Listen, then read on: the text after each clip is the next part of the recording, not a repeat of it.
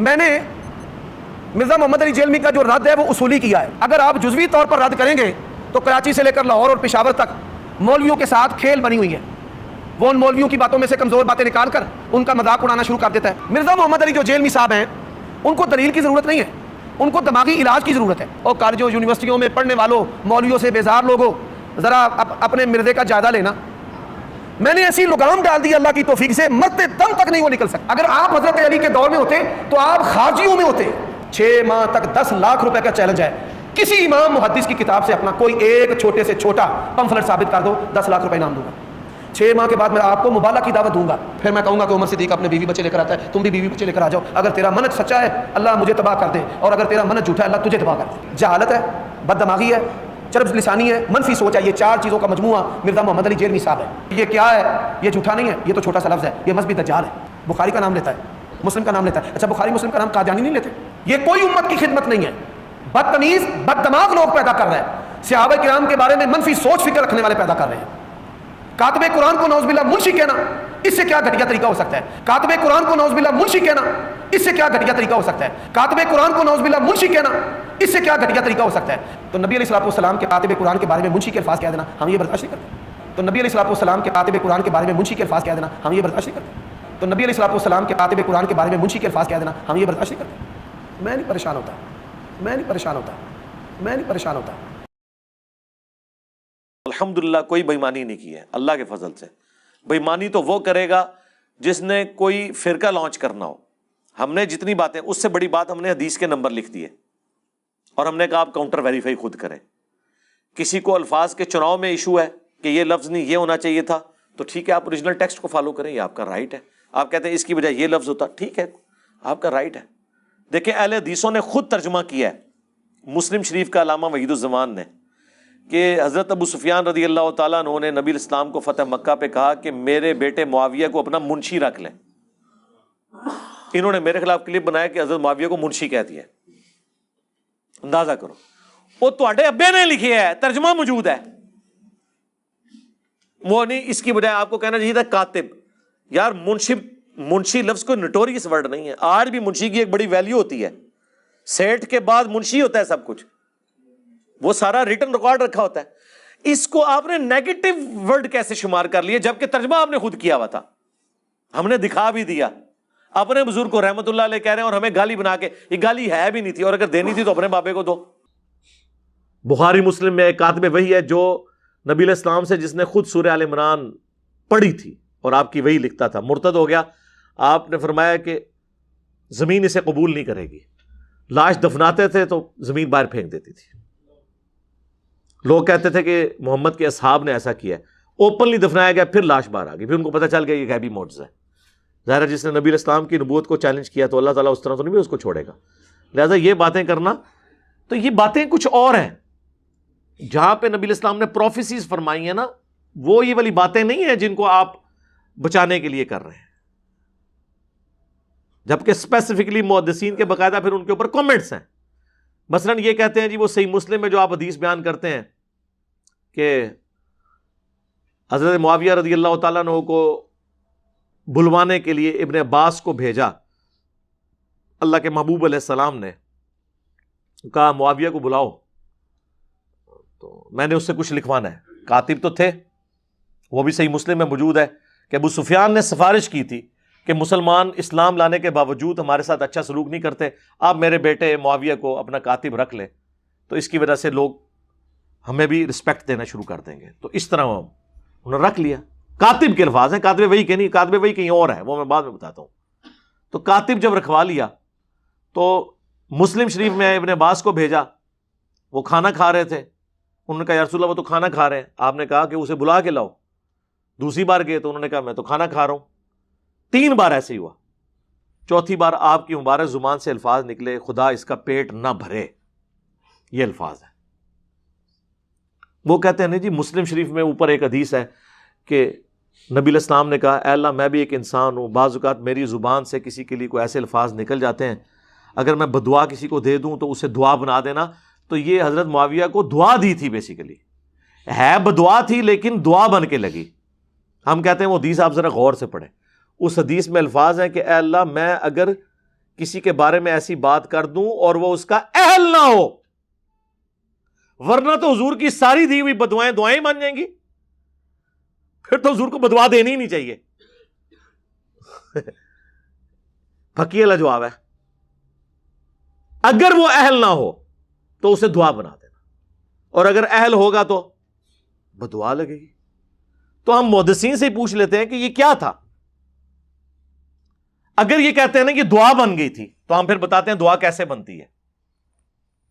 اگر یہ دعا ہے نا تو صحیح بخاری میں موجود ہے، انس ابن مالک کہتے ہیں مجھے نبی علیہ السلام نے دعا دی تھی کہ تیری اولاد کثرت سے ہو، میں 100 سے زیادہ اپنی اولاد میں سے لوگ دفن کر چکا ہوں، 120 سال کی عمر میں فوت ہوئے آلموسٹ.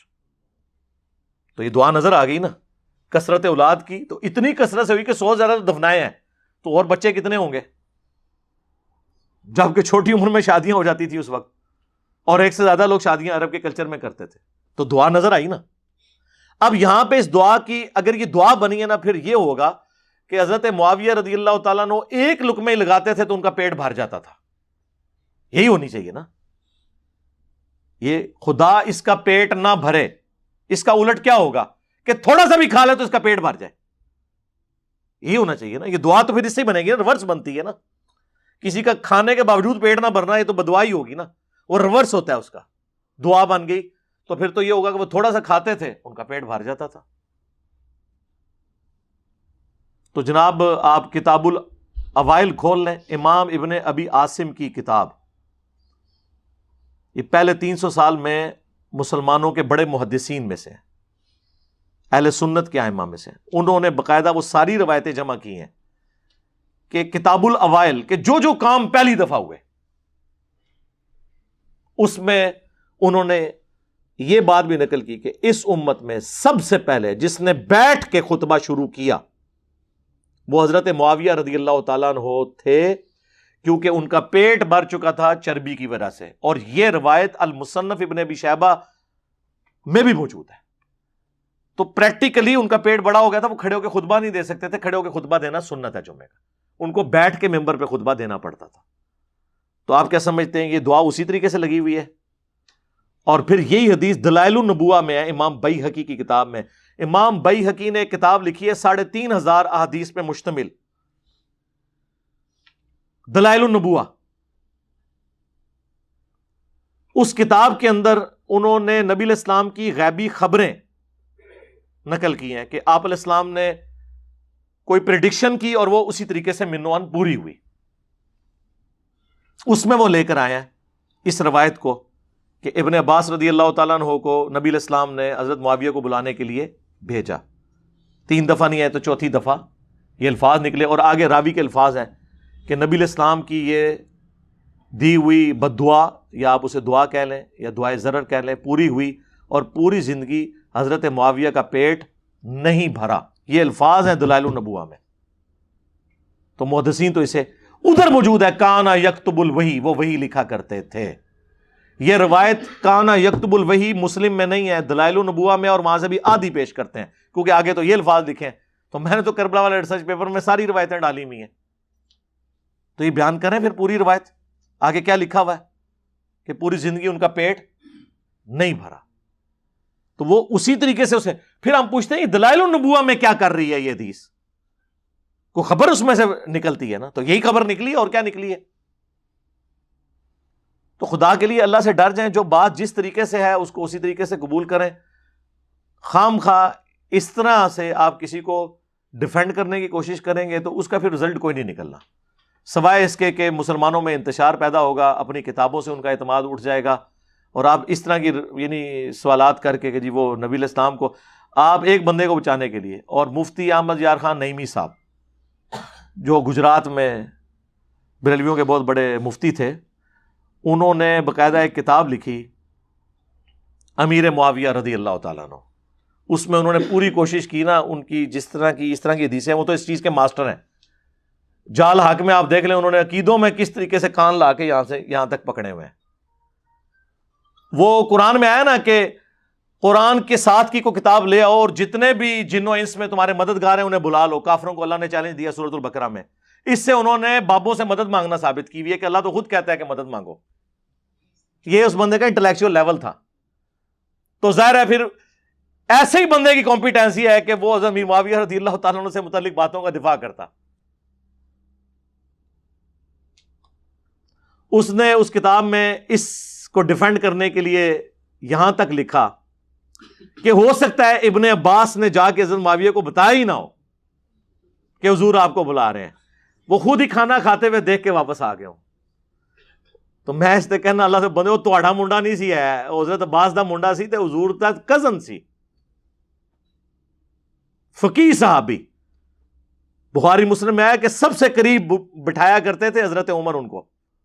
باقی صحابہ کہتے تھے ہمارے بھی بچے ہیں, ان کا تہاڈے بچے تھے, پھر اے بچے بڑا فرق ہے. حضور کی وفات کے وقت صرف 13 سال عمر تھی, لیکن بڑے بڑے صحابہ ان کے سامنے طفل مکتب تھے.